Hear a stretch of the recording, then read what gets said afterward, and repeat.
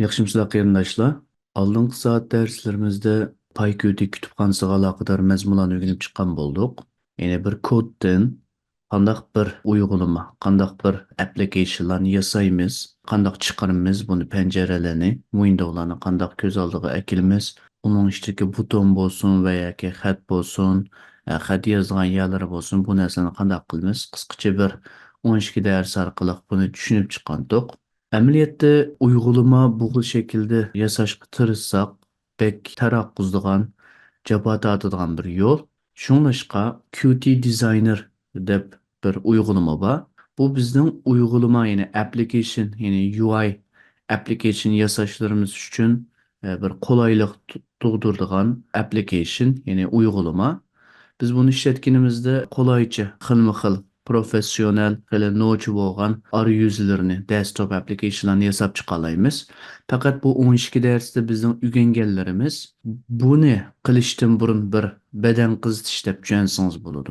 Ya'ni buni bilmagan chig'ingizda keyinida udullam desktop applicationlarni, ya'ni butonlarni tatib akib Qt Designer'ning ustidagi ba'zi narsalarni o'rgatishga tirishsam, siz buning oqiridagi mohiyatini tushunmay qolasiz. Shunglashqa bu yerdagi 12 dars ya'ni bir badan qizitish darsi deb tushunsangiz yetarli. Undaq bo'lsa, men birinchi darsda diqqat qilgan bo'lsangiz, sizga bir link bergandim. Ya'ni men buni ochay, bu yerda PyQt fayl deb, bu yerda cho'qqim PyQt kutubxonasini ishlatish uchun kompyuteringizga tushiradigan dosyani, dokumentni men sizga bu dosya ichida, ya'ni bu dokument ichida sizga ham bahrlangandim, ham bahrladim. Ya'ni bu yerda qanaq birinchi darsga diqqat qilgan bo'lsangiz, ya'ni mashq men sistemga chiqarib qo'yman buni. Bu yerdagi torbatdan, ya'ni first we can establish a connect as follow deb bu torbatga kiring. Qanday qiling? Cho'qim bu PyQt kutubxonasini ishlatish uchun delmi-del mesela kompüteriniz 64 bit bo'lsa, 64 bitni tushiring. Kompüteriniz 32 bit bo'lgan bo'lsa, 32 bitni tushiring. Bu narsalarni normal, ya'ni bir boshqa uyg'unmani, boshqa applicationlarni kompyuteringiz qurganga o'xshash next deb, ya'ni keyingisi debla udul quraversangiz bo'ladi. Qurgandan keyin bu kompyuterga qanaqa qildi? C piningizga, C diskingizga yerlashadi. Undan keyin bu qurilib bo'lgandan keyin avtomatik kompyuteringizda tövendeki, yine bu yerdeki linguist, designer, assistant dan ibaret bo'lgan bu uch xil uyg'unmaning kelganligini ko'rsiz. Buning ichida bizning ishlatadiganimiz qaysi? Designer. Bu designer dalmi-dal bizning desktop applicationlarda desktop UI'larni qandaq ishlatishimiz uchun kerakli materiallarni qolaylashtirgan qandaq bir uyg'unma, bir application. Bu kompyuteringizga avtomatik qaşındı. Bayıqı torbatdan tushirgan dokumentni kompyuteringizga qaşıgandan keyin kompyuteringizda avtomatik bu narsa paydo bo'ldi. Agar bu yerda ko'rmasangiz designer deb yozing, undan keyin ko'z oldingizga keladi. Siz buni cheking. Chekkandan keyin biz buni bir ichiga bir ko'z ataylik. Masalan, bu yerda diqqat qilgan bo'lsangiz, main window. Ya'ni biz penjara dedik. Main window, ya'ni bir uyg'unma yasash uchun cho'qim bir window bo'lishi lozim degandik. Unda bo'lsa men qanday qilay? Bu yerda create qilay, inglizcha aynı zamanda create qildim. Diqqat qilgan bo'lsangiz, bir tal ko'rinma yuzi, ya'ni taglikdan bir paydo bo'ldi.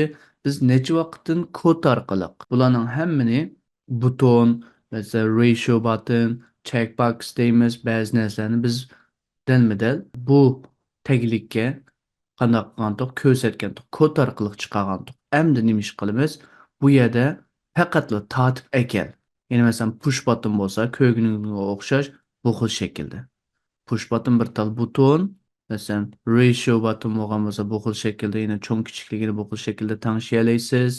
Undan keyin checkbox bo'lib qolib qolsa, masalan erkakmi uchishmi bir tal uyg'unma yasadingiz qandaq? Bu xil shaklda. Va yoki table bo'lib qolib qolsa, bir tal table.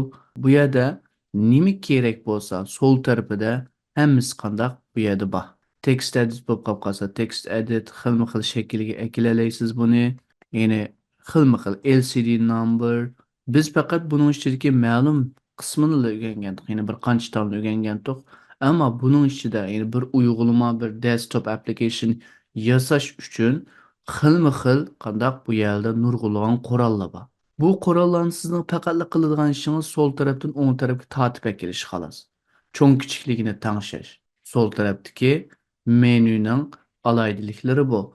Ammo o'ng tarafiga diqqat qilganingizda, masalan, butonning ustida xilma-xil o'zgarishlarni yapmoqchi. Belki bu butonun o'rnini to'g'ri bu yerdan tortib akib xilma-xil o'ringa kelalaysiz. Aynı zamanda bir butonun özelliklerini yine properties, alayidliklarning hammani bu yerda o'ng tarafdagi bu yerlarda o'zgartiramiz. Masalan, tekstda push button ekan. Push buttonning o'rniga misol, masalan, buton dey. Buni qilgan chog'imda diqqat qilgan bo'lsangiz, bu yerda o'zgarganligini ko'rasiz. To'g'ri, buning ustida o'zgartirasiz. Amaliyotda uning xili jiq alayidliklari bo'ldi. Sen buning cho'ng kichikligidan tortib, masalan, chekkan chog'da bir fonksiyon chaqasınmı va yoki chekib qo'yayotgan chog'da chaqasınmı nurg'ulg'an iqtidorlari bor buning. Shunga o'xshash buni chekkan chig'ingizda bu yerda butonga aloqador xilma-xil alayliklarni bu yerda ko'rgan bo'lsiz. Sen ratio button shu ratio buttonini cheksangiz, ratio buttonga aloqador bütün propertieslarning hammani bu yerda o'zgartirasiz. Ya'ni sol tarafdan sizga kerakli bo'lgan nima bo'lgan bo'lsa, ya'ni bir uyg'ulama yazmoqchi, kerakli bo'lgan har qanday bir toollarni, qurollarni bu yerga akirib, qandaq ustiga cheksangizlar, o'ng tarafida bu yerda property editor. U chekkan narsangizning alayidiliklari, o'zalliklarining hammasi o'ng tarafda qanday qildi? Chiqib turdi. Buni o'zgartirish orqali bu yerdagi akirgan narsalaringizning özelliklerini, alaydiliklarının hammasini xoslashtira olasiz o'zingizga xos. Undan keyin diqqat qilgan bo'lsangiz, o'ng tarafi ustida nega nima yerlashdi? Masalan, bu yerdagi Windows siz qandaq main window.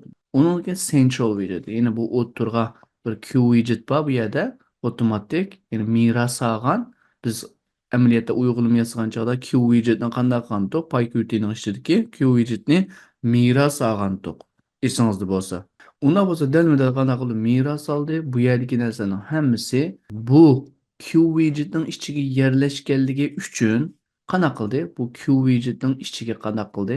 Hammasi yerlashdi. Ya'ni checkbox, LCD number, progress bar hammasi bu yerda qanday yerlashdi. Undan keyin siz bu yerdagi ismni xohlagancha o'zgartira olasiz. Ya'ni bu yerdagi masalan buton bo'lib qolsa, buton bu yerda push button. Yine bu yerda siz dediniz, BBB dediniz misal. Qana qildingiz? BBB bu yerga keldi. Ha, ma'lum bu yerdagi butonning o'zgarmadi. Yo'q, bu yerdagi BBB degan ism bu yerdagi buton emas. Butonni o'zgartiradigan ism emas. Bu sizning kodingizda oladigan ism. Ya'ni bu nima degan gap degan chog'da biz buni yasadik. Masalan, Ctrl R desangiz, bu uyg'ulamaning ko'rinishi bu bo'ldi, ya'ni. Bu xil shaklda chiqdi. Masalan, ya'ni Q R desangiz run degan gap, ya'ni amaliyotda bu uyg'ulamani ijro qilganingizda bu xil shaklda chiqadi. Ammo men butonni bossam hech nima bo'lmaydi-ki bu yerda. Va yoki ratio butonni bossam hech nima bo'lmaydi-ki, men bir uyg'ulama yozmoqchi. Bu nimaga o'xshaydi desangiz, biz normalda uyg'ulama yozgan chog'da ikki kalima bor. Birisi front-end, yana birisi back-end. Front degan gap oldi degan gap, back-end orqa degan gap. Bu dal nimaga o'xshaydi desa, bir insonning ruhiy va tashqi qiyofatiga o'xshaydi. Masalan, front-end dalma-dal bir insonning tashqi qiyofati. Back-end bu insonning qandaq ichidagi iqtidor alayidiliklari. Misal, burun. Siz burundan birini ko'rdingiz.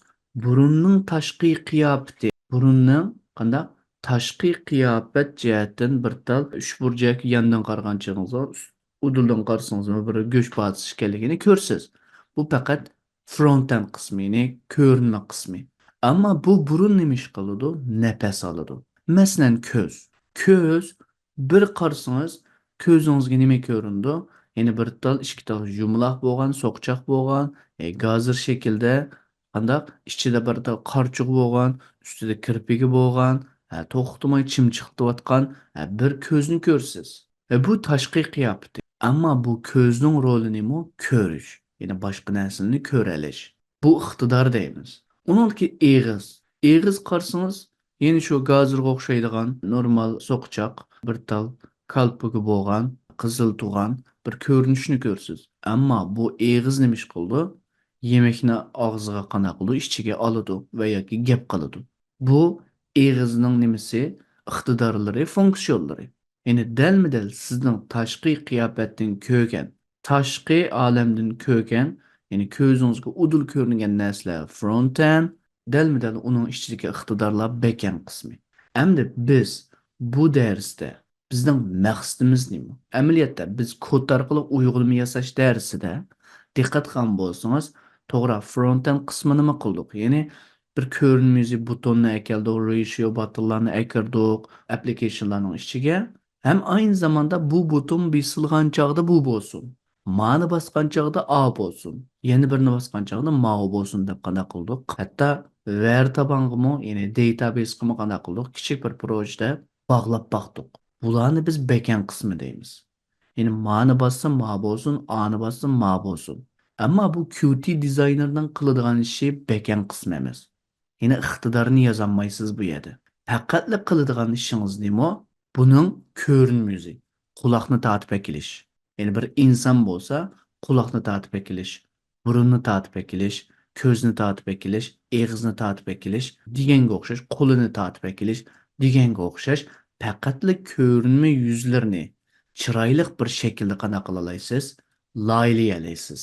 Ammo buning ichidagi ma'ni bossa A bo'lsin, ma'ni bossa yeni bir narsa bo'lsin degan iqtidorni-chu cho'qin kodning ustida yozishingiz lozim. Undaq bo'lsa bu yerga jarayon nima bo'ldi? Siz bu Qt Designer orqali bir uyg'unma loyihaladingiz. Bir desktop application qanday qildingiz? Chiroyli ko'rinma yuzini loyihaladingiz. Siz buni qanday qilishingiz lozim? Kodga aylantirishingiz lozim. Kodga aylantirdingiz. Bu kod dalmi-dal biz 12 darsda o'rgangan kodlar shu. Shu xil kodlar qanday qildi? Aylandi. Ma'lum siz degandingiz. Ma'lum. Bu kodlar pek jiq funksiyonlarga buni qanday o'rganib bo'la olamiz? O'rganishingizning hech o'rni yo'q. Yozishingizning hech o'rni yo'q. Faqatla bu Qt Designer'da loyihagan chig'ingizda avtomatik qanday qildi? Kodga o'zi aylantirib turdi. Aylantirib berdi degan gap siz faqat uning faqatla backend qismini, ya'ni iqtidor qismini qanday qilsiz? U yerda ishiltisiz. Ya'ni yozsiz. Iqtidor qismini o'zingiz yozsiz. Shunglashqa bu o'ng tarafdagi bu BBB, bu yerdagi buton bilan bu BBBning nim farqi bor degan chog'da bu yerdagi buton ko'rinmas, ya'ni tashqi qiyofatidagi butonning ismi bo'lgan bo'lsa, BBB kod tarafdagi. Masalan, men push butonga bir tal iqtidor qo'shmoqchi, BBBni qanday qilman? U yerda deyishgan, ya'ni variable shaklida ishiltima. Ya'ni bu yerdagi butonni emas, balki bu sol tarafdagi checkbox, masalan, ismini xohlagancha o'zgartirasiz. Ya'ni bu o'zgartgan har bir o'zgarish kodga qanday qildi? Aks etdi. Bu kodga aks etdi degan gap kodning ustida, bu ismlarning ustida xohlagancha bu funksiyonning ustida, qarang, bu ismlarning ustida xilma-xil funksiyonlarni, ya'ni bu BBB degan butonni bosgan chig'imda mundaq bo'lsin. Ma'ni qilsam mundaq bo'lsin deb qanday qila olasiz? Bularning hammani ishilta olasiz. Shunglashqa bu o'ng taraf ustidagi buning qilmoqchi bo'lgan, ya'ni bildirmoqchi bo'lgan narsasi nima degan chog'da, ya'ni nega nima yerlashtirdingiz?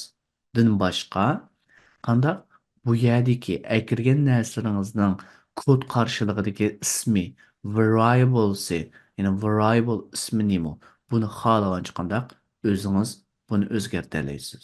Unda bo'lsa, xulosalab kelsak, Qt Designerning ko'rinma yuzi sol tarafida o'ttirg'a akirdigan, tatib akirdigan qurollari, uningkin o'ng taraf ostidagi bu property, ya'ni nimani cheksangiz uning o'zalliklarini qanday o'zingizga xoslashtira oladigan ya, ustidagisichu dalma-dal nega nima yerlashtirdingiz? Uningdan boshqa kod qarshiligidagi ismlarni o'zgartirish orqali qanday qila olasiz? Bu yerda ishingizni qulaylashtirib olasiz. Ma'lum hamda buni qanday kod qaylandiramiz? Buni qilamiz. Ya'ni bir tal proje qilib boqamiz, u projening ustida qanday qilamiz? Mangamiz. Endi buni qilishdan burun men sizga bir tal YouTube kanali tavsiya qilaman. YouTube'da jiqmi jiq. Bizden bu Python'daki asasi maqsadimiz frontend mi yok.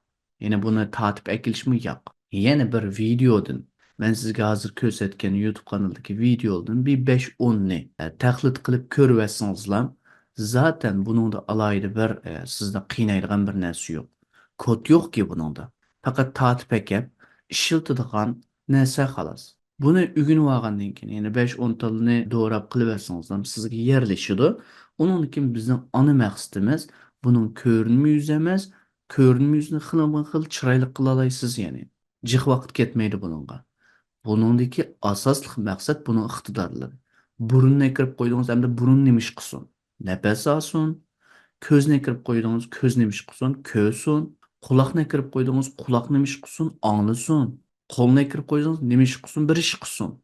Degenge o'xshash u yerdagi iqtidorlarni qanday qilamiz birdan bir yezib chiqamiz hatto databasega bog'lab unda bo'lsa men sizga qanday qilay bir YouTube kanali tavsiya qilay yine Spin TV buningda diqqat qilgan bo'lsangiz nurg'unlagan GUI UI deymiz buni ya'ni interface application ya'ni desktop application xilma xil ism bilan atag'ili bo'ladi bu yerda applicationlarni yasaqliq ya'ni front end qismini backend kısmını emas, frontend kısmını. Hemmisi Qt Designer'ını kullanıp durup kılan uygulamalar bu application. Bu videoların közünüzge çıraylık görüngen değil. Közünüzge çıraylık görüngen bir qançtal videonu doğrap kılıversinizler. He, toktap dur dep bu Qt Designer kullanış bir addi bir narsaga aylandi. Diqqat qilgan bo'lsangiz nurg'unlagan qilib chiqarib qo'ygan misol butonlar bor. Bu butonlarni Qt Designer'da qandaq qildi? Mesela bunu iç baksak mı? Bunu Qt Designer'da misal to'xtamay kod qaylandırığı buldu. Ben biraz dikin köstüm sizge. Bu kodun üstüden özgert. Bu 4-cü kısmı keptik şunlaşqı bu yerda. Çıraylı qıptı misal. 4-cü kısım ken bu 1-ci kısım 5 6 1-ci kısım misal. Qt Designer arqılı qılgandan bir naçay. Mesela qarang. Qandaq? Bayan ben sizi gösterken Qt Designer şu. Bunun neticesi qandaq chiqibdi? Bunun o'xshash bir narsa chiqibdi. Chiroyli bir narsa chiqibdi yani. Yani professional bir narsalarni yasig'ali bo'ladi. Unda bo'lsa siz buni qanday yasadi deb bu yerda 20 minutlik bir video ki. 20 minutlik videoni bir doğrab qiliversangiz amaliyotda, ya'ni bir oson bir o'rganish uslubini sizga deb beryapman.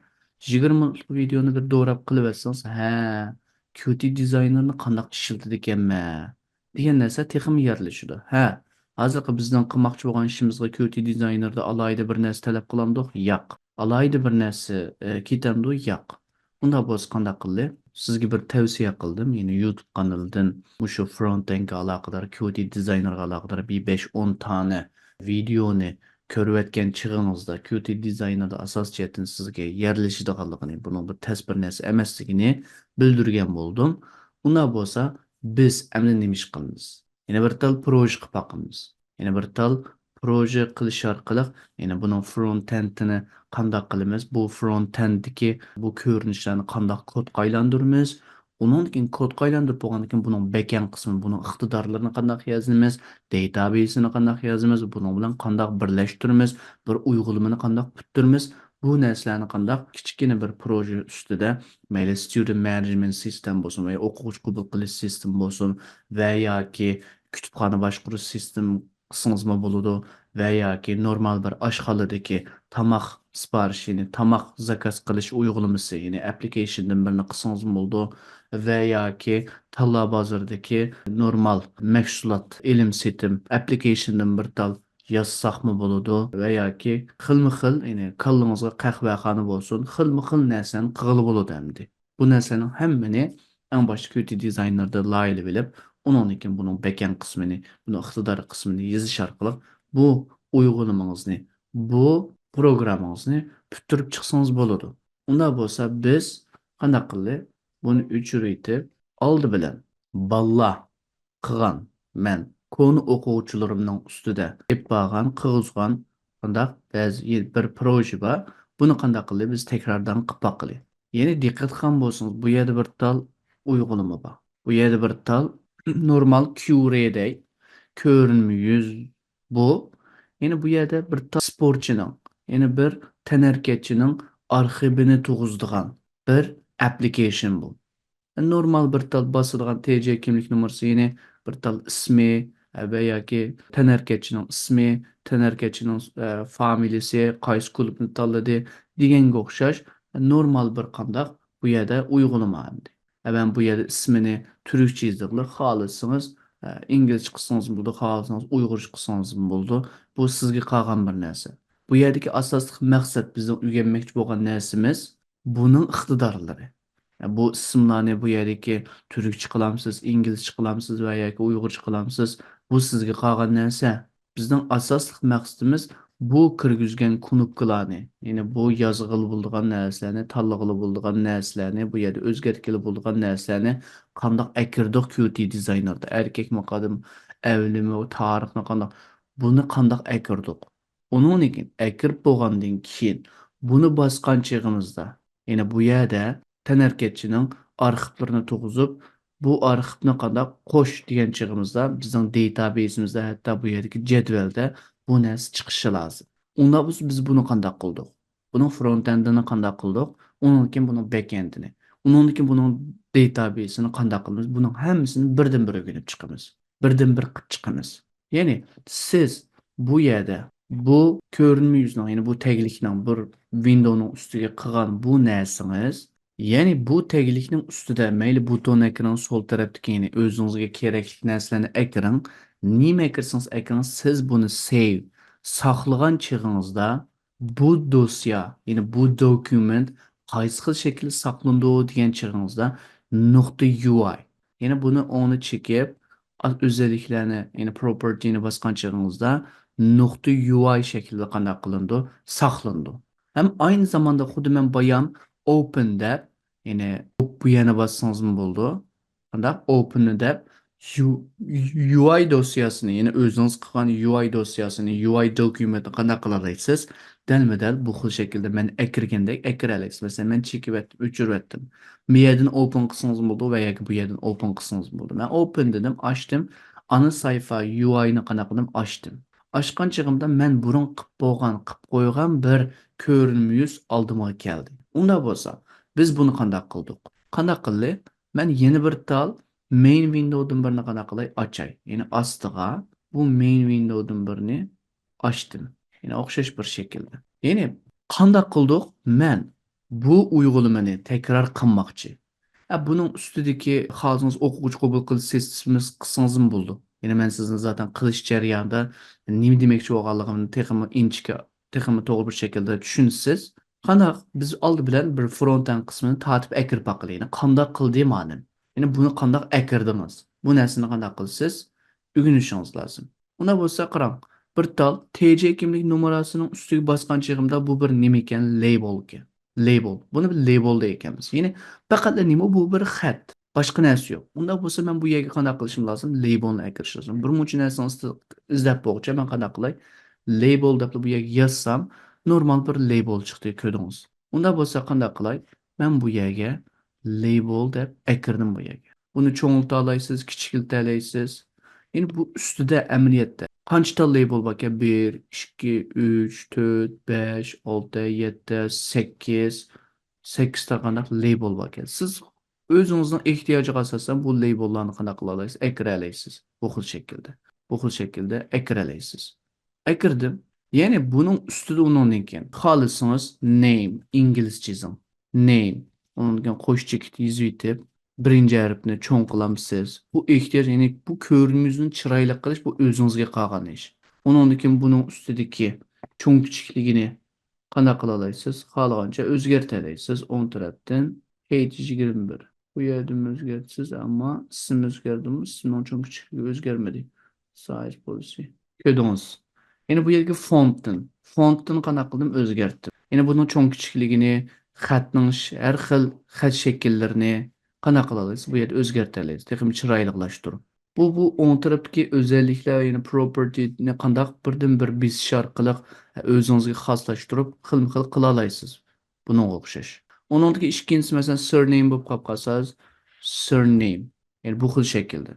Ya'ni demoqchi bo'lgan narsa bu yerdagi, bu uyg'unlamadagi bu xatlar qanday chiqib undaq bo'lsa, dalma-dal bu xil shaklda o'zgarish orqali buni udul akilish, tatib akab, bu yerda udullashtirib, xohlasangiz mundaq akab, horizontal layout o'rgatganda men sizga masalan vertical layout o'rgatdim tussiga nim qilish uchun. Qarang, vertical layoutning ichiga kirdi. Ayni tuz nimaning ichiga kirdi. Vertical layout bo'ldi hozir bu. Ya'ni tussiga men sizga oldingi soatda ya'ni koddan uyg'unma yasashda vertical layout, horizontal layoutning hammani o'rgatgandim. Bu yerda buni bossangizmi bo'ldi? Bu yerda buni bossangiz bo'ldi. Ya'ni vertical layout va yoki horizontal layout. Ayni tussizlikning ustiga keldi masala. Uningga diqqat qilgan bo'lsangiz, o'ng tarafida nima bor ekan? Cheksangiz bu nima ekan bu? Bu bir o'ng tarafida chiqadi qarang. Q-line edit. Bu bir Q-line editga. Buning ismini nima debdi? Linear TJK deb o'zgartirib. Ya'ni kodimizda bu ismni, bu variable'ni ishlatimizda, ya'ni bu xil shaklda ko'rinsin deb bu xil shaklda ism ber. Amaliyotda bu bir nima ekan? Q-line edit. Qanday qilsiz? Line edit. Qarang, line edit bu yerga chiq. Bu xil shaklda yine tassangiz bo'ladi. Ya'ni o'xshash shaklda. Tassangiz buning cho'ng kichikligini xohlagancha cho'ngaytib, kichikiltib, masalan siz buni o'zgarting ya'ni. Aynısını yozishning o'rni yo'q. Bu yerda bir sportchining, bir tanarkatchining arxivini saqlash bo'lgan bo'lsa, siz bir o'quvchi qabul qilish sistemasiz. O'quvchi qabul qilishni shunaqa qildi yine. Bu yerda TC kimlik numarasi tamam sportchi adining o'rniga emasdan adidan, o'quvchi adidan, uningki uyamiyaga o'ttirga o'zingizning bir tal label ismdan birini qo'ying masalan. Masalan, qandaq bir labeldan birini qo'ying. Label deb o'ttirga bu yerda cho'ngaytib, maktabingizning ismini yozing masalan. Buni bayaqqa o'xshash cho'ngayting, chiroyliqlashtiring, qilinlashtiring, xat shaklini tanlang deganga o'xshab maktab ismini tanlab, masalan bizning maktabning ismi Uydami bo'lgan bo'lsa, Uydami qandaq onlayn platform bo'lgan bo'lsa, buni yozing masalan. Bu xil shaklda. Ya'ni buning bir o'quvchi kayt saqlash sistemasi deganga o'xshash. Men buni o'xshash hazratlik buni qilmayman. Ya'ni faqat qandaq qilganligini qandaq ko'rsatib qo'yapman sizga. Hamda bu o'ttirliqdagi bu nima ekan? Bu diqqat qilgan bo'lsangiz, bu yerda mi ko'ralaysiz spacer. Ya'ni bu nima degan chaqda o'ttirdagi orliqni saqlash uchun ishlatadi. Ya'ni orliq qo'yash, orliq tangshash uchun ishlatadi. Delmeden mesela horizontal spacer o'ttirga mesela bu xil shaklda. Qandaq? Old bilan bularning hammasi horizontal va vertical layoutning ichida bo'lganligi uchun masalan qandaq desa men sizga qayta sizga ko'rsatay. Mesela bu hozir qalayim qanchalik shunaqa. Bu xil shaklda. Onun keyin line edit. Qandaq? Buni ekirdim. Buningda bir qanchani ekirdim bu yerga. Line editni ekirdim. Bir qanchta. Onun keyin ustida nima ish qilibdi? Line edit. Buni horizontal layoutning ichiga kiribdi misol. Onun keyin butun hammani vertical layout. Ya'ni masalan ma'qul shakl qilibdi. Masalan mash ikisini horizontal layout qilibdi. Diqqat qilgan bo'lsangiz, onun keyin mash ikisini horizontal layout qilibdi.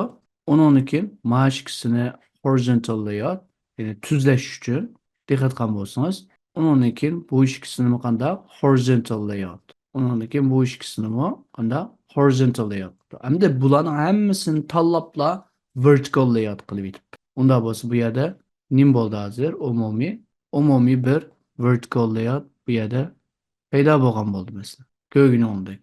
Bizdan qanday bo'ldi? Buni cho'ngiltib, kichikiltib, qisqartirib bo'ldi. Endi ibayqa spacer nim deb qildik.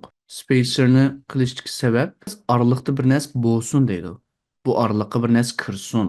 Ya'ni buningga o'xshash horizontal spacerni akirish orqali ya'ni texmi chiroyliqlashtirmoqchi bu yerda. Ya'ni orliq qo'ymoqchi bu yerga. Bu xil shaklda. Orliq qo'yish orqali qanday qildi? Chiroyliqlashtirdi texmi. Men buni Q-ray qilib baqay qarang. Bu orliq chiqib iliqi bu yerdagi purjundek narsa chiqmaydi. Ya'ni rasmiy uyg'unmada applicationda chiqmaydi. Endi qarang, ijro qilgan chog'da bu xil shaklda bir narsa chiqdi. Bayaqidan texmi chiroyliq bir narsa chiqdi. Bu xil shaklini o'zgartirdim. Qissangiz, demak, bu yerdagi bu sol tarafdagi bu narsalar dalma-dal bu xil shaklda chiqibdi endi. Undan keyin buning ichida nima bor ekan? Bu yerda bu nima ekan? Qarang, spin box ekan. Masalan, siz bilsang bu yerga spin box deb, spin box, ya'ni spin boxni akiribdi. Buni o'xshash bir narsa ekan masalan. Sonlarni o'zgartgili bo'ladigan min maxlarni bu yerda o'zgartirasiz. Max size, min qanchadan qancha oralig'i qanchadan qanchani masalan minimum 0 dan maksimum 99 gacha Yine muşnaq özgürələ ekan. Xalsınız bunun çoğaytıb kiçiltələysiz. Hər bir single stepdə birdən çoğaydı ki. Siz xalsınız 2-dən çoğaydıgan qıla alaysiz degəndək bunu xil özəlləşdirələysiniz, yine xaslashdıralaysiz özünüzə. Onun ki yeni nim bakya. Bu yerde combo box bakya mesela. Combo box deyikemiz bunu. Bağansır qığansır bilip gitsiz bunun ismini. Mesela bu combo box ki. Combo box nimo? Bir tal erkek mu, kişi mu degan o'xshash. Mesela bu chekib edit item. Mesela bu yerga birinchisi erkek bo'lgan bo'lsa, erkek deb yozish orqali ikkinchisi xotin yoki man, woman. Nimda bir male, female İngilizce yazamsız. Bu sizga qolgan narsa bolalar. Qisam qarang, men buni ijro qilgan chog'imda bu yerda ikki ta narsa chiqdi.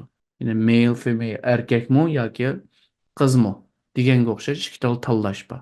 Buni qanday qildim? Dalma-dal 13 kishi orqali bu yerda edit item deb bilsa bu yerda qo'shdim meni. Qancha tanlash nimangiz bo'lsa, bu yerga qo'shsangiz bo'ladi. Buni texmi xaslashtirdim deganga o'xshash. Uningdan keyinchi yeni nimbaki avlimi bu yerda bir tal diqqat qilgan bo'lsangiz checkbox bor ekan. Checkbox'ni biz oldingi soat darslarimizni o'rgangandik masalan. Checkbox'ni qanday qildim? Bu yerga tartib ekeldim masalan.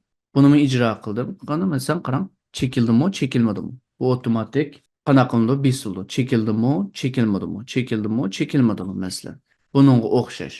Qarang, checkbox nima kirdim. Unda bo'lsa bu yerda qanaq siz bilmaydigan narsa qolmadi. Normalki line edit'ne kirdim. Bu yerdeki combo box, u box, bu box hammasini kirdim. O'rtalikdagi orliq saqlash, buni qanday qilganligini hammani bu yerga qildik. Endi bu yerda bir tal nim bor ekan. Buni nima qaraylik? Bu nima ekan? Masalan, Q list widgetga. Sizmi list widget deb bizning bu yerga? Mana. Ya'ni list widgetingizni bu xil shaklda ekiring. Ekirgan chog'da voy ma'lum bu yerga o'xshamayotdi. Buning ichida bir muncha narsa bor ekan. Tamamsizmi qiling? Edit item buningga o'xshash. Masalan, ders turlarimiz, masalan, oshxon uyg'unimiz qildingiz. Polo deb yozing, yeni nim bo'lsin, lag'man deb yozing, uningdan boshqa yeni nim bo'lsin, suyqash deb yozing. Deganga o'xshash o'zingizning ehtiyojiga asosan nim bo'lsa bu yerga yoza olasiz. Buni ijro qilganchingizda qarang, ya'ni bu xil shaklda tanlig'ili bo'lgan bir narsa chiqdi ya'ni. Natija itibariyle qandaq bunimi qilgan bo'ldi. Ham bu yerda bir tal davom tarixi. Buni qanday qildingiz? Qarang. Calendar widget deb bir tal narsa bor ekan, qo'ral bor ekan. Calendar widget. Yine bu yerda chiqib turdi. Calendar widgetni qanday qiling? Ekran. Calendar widget chiqdi mana. Yine hamma narsani Qt designer qanday qildi? Qulay bir shaklda yoza olishingiz uchun ta'minlaydi. Calendar widget bo'ldi masalan. Undan keyin nima bor ekan? Yine ustida Calendar widget'dan boshqa butonlar bor ekan. Butonni zaten eng sirtida push button. Ko'rdingiz mana. Push button shu. Buni mi tartib ekirim? Butonlarni qancha tal butonga ehtiyojingiz bo'lsa, tartib ekirim. Qancha tal buton bo'lsa, ko'paytiring bu xil shaklda. Ismini bu yerda o'zgartiring. Undan keyin bu yerda chekish orqali butonni bu yerdagi kodning ichida ishlatadigan ismini xohlagancha o'zellashtiring, xoslashtiring bu yerda o'zgarish orqali. B1 demsiz, B2 demsiz, buton 1 demsiz, buton 2 demsiz. Nima deb qilsangiz ya'ni. Undan keyin yine bu yerda nima bor ekan? Bir tal bu yerda bir tal Qtable widget bor ekan. Table widget'dan bu yerda bir tal table widget chiqdi. Ona bo'lsa tartib ekran table widget'ni. Ya'ni bu xil shaklda. Voy ma'lum bu yerda nim bor ekan, 1 2 3 4 bor ekan, bu yerdagi buni qanday chiqaramiz? O'ng tarafini endi chekish orqali buni xoslashtiring. Ya'ni bu yerda kolumnda qancha tal bo'lsin, rowda qancha tal bo'lsin, buni hammani o'zingiz qilasiz. Ya'ni bu yerda xilma-xil narsani o'zgartirasiz bu yerda. Mesela row count. Mesela 10 tal bo'lsin mesela. 10 tal qilib qarang, 10 tal chiqdi. Yoki 100 odamning uchur pasunisingiz 100 deb yozing bu yerga. Bu yerga column count 10 tal bo'lsa 10 tal deb yozing. Ya'ni buni chekkan chog'ingizda dalmadan buni o'xshash bu xil shaklda 10, anda bu xil shaklda 100 bo'lgan bir tal jadval yasab chiqdi. Jadval qila oldik. Demak, ustidagi barliq bor bo'lgan narsalarning hammani bu yerga ko'rsatgan bo'ldim. Aynısını qildimmi? Yo'q. Ya'ni bu ko'rinishi tamoman sizga qolgan narsa. Cho'qim menga o'xshash qilsan deydigan ish emas. Ya'ni men bu yerdagi ana maqsad sizga bildirmoqchi bo'lgan maqsad sol tarafdan agar siz o'ng tarafdagi yerlardan qanday buni o'zalliklarini, property ortiqchiligini qanday o'zallashtira olasiz, xoslashtira olasiz. Buni o'zingizga xos chiroyli qilish masalasi. Ya'ni chiroyli qilish masalasi bu. Yani bu tamamen butonni bu yerga qo'yamsiz yoki 21 yerga qo'yamsiz, shaklining qandoq bo'lishi, uyg'unligini qancha chiroyli qila olsangiz, haq, voy nimalar chiroyli qildi deydi. Iqtidori, tamam, iqtidori ayni iqtidor, masalan, ikkita uyg'unlim bor deydi, ayni iqtidori bor. Ammo siz ranglarni tanishib, xatning cho'ng kichikligini tanishib, o'rnini texmi go'zallashtirib qilsangiz, voy, ma uyg'unligim texmi pechat bo'pti deydi avtomatik. Amaliyot iqtidori o'xshash, oxirgi yozgan iqtidor kodlari o'xshash, ammo ko'rinma yuzlarini qanchalik ajrsin desangiz, bu yerda ranglardan tortib qanchalik ajrsin desangiz, o kadar mevasini ko'rsiz. Undan keyin o'ng tarafdagi masalan style sheet. Bizdan change style sheet degan chig'ingizda diqqat qilgan bo'lsangiz, bu yerda bir muncha kodning borlig'ini ko'ringiz. Buni Tordan copy paste qilib akirib qo'ygan CSS kodlari bu. Ya'ni normal ko'rinma yuzda ranglarni o'zgartirish uchun qandoq bu yerda bu xil shaklda masalan push buttonning rangi nim bo'lsin, masalan diqqat qilgan bo'lsangiz, o'qitma tushunalasiz inglizcha, masalan push buttonning ranglari nim bo'lsin, background oxirgi rangi bu bo'lsin, chat yaqinlari bu bo'lsin, degandek bu xil shakl qilasiz. Ma'lum buni bilmayman. Tamam, bunu alayda bilishingizning o'rni yo'q. Siz Google'ga bilsang, udulla bu xil shaklda masalan Google'ga ochsiz, masalan ranglarni o'zgarishini xohlasangiz, denki buton va yoki button CSS kod deb yozsangiz ham bo'ldi masalan. Button CSS desangiz, qarang. Masalan, bunga o'xshash buton qilman desangiz, bu kodlarni ishlatishingiz lozim ekan. Masalan, bunga o'xshash bir buton ishlataman desangiz, bu xil shakldagi kodlarni yozishingiz lozim ekan. To'xtang. Chiroyli buton misollari deydi masalan. Bu xil shakldagi bu bir buton. Bunun CSS kodini get CSS ekan deydi. Bu pulliq o'xshamamdi. Sen butonlarınızı bunday chiroyli qilman desangiz, bu pulliq o'xshaydi bu. Get CSS ekan. Yoki pulliq bir narsa ekan masalan. Pulsiz bo'lgan nurg'unlar bor masalan. Free deb yozsangiz, haqsiz CSS kodlari yozsangiz, masalan download. Kodni download qil deydi. Masalan CSS kodi deydi. Ma'qul shaklda bir buton xohlasangiz, masalan mana chiroyli ekan. Download code. Kodni qanday qil download qil deydi masalan. Tushar deydi. Ashuni qanday qilsiz? Dalmadan mushu style sheet qilib, bumi to'rda masalan GitHubda topgan narsa. Ya'ni bu yerdagi bu narsaning seriq bu xil shaklda bu set bir narsa. Ya'ni seriq ekan bu. Siz texmi xoslashtirib butonning rangini, uning rangini, buning rangini texmi chiroyliglashtirman desangiz va uni chekib style sheet, ya'ni bu yerga qanday qilsiz? Bu yerda CSS kodlarini yerlashtirishingiz lozim. CSS kodlarini voy men bilmaydim deb o'tirishning o'rni yo'q. Ya'ni faqat yozsangiz ham bu yerda chiqirib turdi, ya'ni tushirib copy paste qilsangiz ham uni qarang buton ma'qul shaklda chiroyli ekan. Qanday qiling? Demo download qiling masalan kodini. Undan keyin copy paste qiling. Misol butonning rangi bu bo'lsin dang. Bu xil shaklda ya'ni sizni qiynamaydi bu yerda siz kod yozadigan ish yo'q. Endi faqatla denki ya butonning rangini yoki ma'ning rangini, aning rangini debla buning CSS kodi debla to'g'ri qilsangiz haq yozmagan nurg'ulg'an CSS kodlar bor. Ya'ni sizning bu frontendni qilishingizga hech bir to'salg'i bo'lmaydi. Ya'ni bu yerga style sheetning ichiga CSS kodi qilsangiz buning ranglaridan tortib, hatto shakllaridan tortib buning butonning shakllaridan tortib xilma-xil chiroylilashtira olasiz. Unda bo'lsa, bu xil shaklda chiroylilashtırdingiz degan gap, uyg'unligingizni texnik chiroyli qilib akeldingiz degan gap.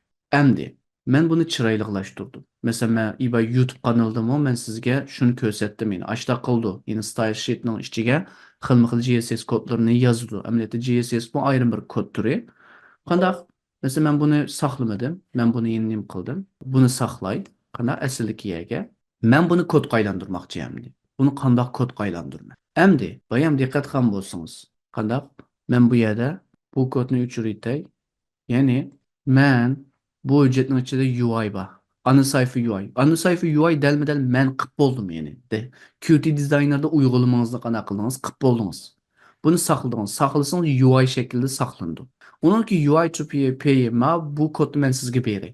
To'rda topsangizmi birdamchilik topsiz. Men bu kodni sizga beray. Ya'ni bu UI dosyasini, UI dokumentni PY, ya'ni Python hujjatiga aylantirish uchun ishlatiladigan kod. Qanday qiling? Siz buni aka Visual Studio Code'ga akilang. Qolganlarini hammasini o'chiraytay. Qanday bu yerda bir tal AI UI bor. Texi bu yerda bu xil shaklda UI shaklida. Ammo biz buni PY'ga aylantirishimiz lozim. Bu yerda diqqat qilgan bo'lsangiz, bu 3 qur kod bor. Demakchi bo'lgan narsa PyQt 5 ning ichida UIC deb bir tal kutubxona bor. Sen dal bu ishki qur kodni ishlatib turib, yani ana sayfa nuqta UI, yani ana sayfa nuqta UI degan hujjatni sen ana sayfa, hozir ana sayfa birdan bu yerga ismini xohlagancha o'zgartira olasiz. Yine ana sayfa nuqta p'ga qanday qil o'zgart degan gap. Yani buning o'zgartirish uchun qanday bu ikki chuqur kodga ehtiyojimiz bor. O'zgartib boqay. Run qildim. Diqqat qilgan bo'lsangiz bu yerda ana sayfa nuqta py chiqdi. Ana sayfa nuqta py dalmi-dal bizning boyiqi Qt dizaynerda layligan, butun layligan ko'rinma yuzlarining oq sapdagi py kodi shu. Frontendiki py kodi shu. Hammasi kod. Diqqat qilgan bo'lsangiz, biz bularning ichida ba'zilarini qilib boqdikmi? Qilib boq. Masalan, set geometry buni qilib boq. Undan keyin Qt widget Q label, ya'ni biz 12 dars o'rgangan chig'imizda buni nima qilib boqdik? Add widget qilib boqdik. Undan keyin push button qilib boqdik. Undan keyin vertical layout, qani bu vertical layout, horizontal layout bularmi bor zaten buning ichida. Qana bularning hammani qilib boq. Kodni yozish orqali bir penjarani mana qarang. Horizontal layout bu yerda chiqdi, vertical layout bu yerda chiqdi. Ya'ni biz kod yozish orqali bir penjarani, bir windowni chiqarib boqdik. O'ylab beqing, bu yerda qancha qur kod bo'ldi? 380 qur kod bo'ldi. Yana o'ylang, siz bu 380 qur kodni o'ylab, yozib, tepib qilib bu holga akab bo'g'cha zehningiz ketadi, vaqtingiz ketadi, nurg'unlagan ajr sindirsiz buni. Ama Qt Designer işinizi kolaylaştırır. Udulu tatip ekilsiz. Qandaq udulu bu kodlarni bu yerga siz yazmoqchi bo'lgan kodlarning hammani qana qildi? Bu yerga o'zgartib berdi. O'zgartib berdi. Endi ma'lum bu kodni u qilib berdi. Buning iqtidorlarini qandaq yozamiz? Main deb main.py deb ana koddan birini bu yerga yozishni boshlaymiz endi bu yerda. Yani men bütün UI'deki yani bu ko'rinma yuzdagi bütün hammasining ana sayfa kodini bu yerga ekib oldim. Endi eBay butonumning ismi nima edi? Yine bu yerda sol tarafida diqqat qilgan bo'lsangiz. Masalan, CD bu yerda yozgan, yine sol tarafida o'zgartgil bo'ldi degandim. Buton ara, buton klik, bu narsalar hammani o'zgartgil bo'ldi degandim. Dalmi-dal bu kodda qanday qildi? Aks etdi bu. Men qaysi kodga bir iqtidor qo'shishni xohlamoqchi bo'lsam, dalmi-dal shu simlarni ishlatma qarang. Levi Brands deganga o'xshash. Bu dalmi-dal bayam Qt dizaynerning ichida bergan simlar bu. Endi qanday qilaman? Dalmi-dal bu simlarni tatib ekib turib, men bu yerda ishlataman buni. Men bu knopkani bassam bu bo'lsin. Ma'ni bassam ma bo'lsin. Burunning iqtidori nafasinish bo'lsin, ko'zning iqtidori bo'lsin, ko'rish bo'lsin va yoki yin bir narsaning iqtidori yin bir narsa bo'lsin deb men ana kodlarimning hammani ayrim dosyada, yine bu main dosyasida qanday qilaman? Buni bu yerda yozaman. Bütün kodlarimni, yine backend qismini, iqtidor qismlarini bu yerda yozaman. Unda bo'lsa, xulosa bugungi darsdan nima ish qilgan bo'ldik? PyQt'ni tushungan bo'ldik. Tushungan hamon kompyuterimizda bir Qt dizaynerdan paydo bo'lganligini bildik. Onun keyin bu dizaynerni qilish jarayonida sol tarafdagining tullash ekanligini, o'ng tarafdagi o'zallashtirish, xoslashtirish uchun nega yerlashdi bu narsani biladigan bir ko'rinma yuzining borlig'ini bildik. Onun keyin tatib ekirish orqali bu ara yuzni, ko'rinma yuzni qanday laylaydiganligini o'rgandik. Onun keyin bu bir ko'rinma yuzi bitdi. Ko'rinma yuzi bitgandan keyin dalm-dal bu 2-3 qur kod bilan bu ana sayfa UI'ni qanday qilib py dosyasiga, ya'ni Python hujjatiga qanday aylantirganligimizni o'rgandik. Undan keyin bu Python hujjati bu yerda bor. Hop, unda bo'lsa buning iqtidorini, buni bassa bu bo'lsin, uni bassa bu bo'lsin degan iqtidorni ayrim bir main dosyasi bilan qanday bir boshdan yozdiganligimizni qanday bildik. Ya'ni asos jihatdan biz frontend qismini o'rganib chiqqan bo'ldik hozir. Ya'ni ko'rinma yuzi qismini. Buni texnik chiroyliqlashtira olamdim ma'lum? Chiroyliqlashtira olasiz. Xulosalasak, qanday chiroyliqlashtiramiz? Demak, bayam degandek YouTube kanalidan bir 5-10 tal ko'rinma yuziga aloqador do'rab qilib eting. Hamda style sheet ko'rsatib qo'ydim. Masalan, CSS kodini qanday qo'shma, bu narsani ko'rsatib qo'ydim. Bu narsa orqali ya'ni izlanib yurib, ko'rinma yuzingizni o'zingizga xos cho'qim Irshad muallimning degan shakli bo'lishi lozim emas. Irshad muallimning degan xat shakli bo'lishi lozim emas. Ya'ni o'zingizning ko'z zavqingizga qarata Yani körünüm yüzü zevkinizi qarta, xilma-xil layihəsiniz buludu bunu. Bu yerdeki isim Türkçe dep qarab o'tmang. Yani çekip İngilizce yazın qalsın. Qalsınız Uyg'urcha yazın. Yani bu sizga qolgan narsalar valla. Yani bu yerda faqat siz buni qandaq tatib kirishni, buni qandaq ishiltishni o'rgansangiz ham yetarli. Va buning ko'rinma yuzining qandaq chiroyli bo'lishi u o'zingizga qolgan narsa. Unda bo'lsa, bugun front-end qismini, yani ko'rinma yuzini qilishni o'rgangan bo'ldik. Keyingi soatda endi nima o'rganamiz? Bunun backend qismini, iqtidorlarni. Ya'ni buni bosib bu bo'lsin, uni bosib bu bo'lsin. Bosgandan keyin butun hamma narsa database'ga qo'shilsin, database'ni olsin deganga o'xshash nurg'ulg'an iqtidorni o'rganamiz. Ya'ni orqa backend qismini qandoq yozamiz, bu narsalarni o'rganamiz. Unda bo'lsa, bugungi darsimiz yerda oxirlashdi. Omon bo'linglar.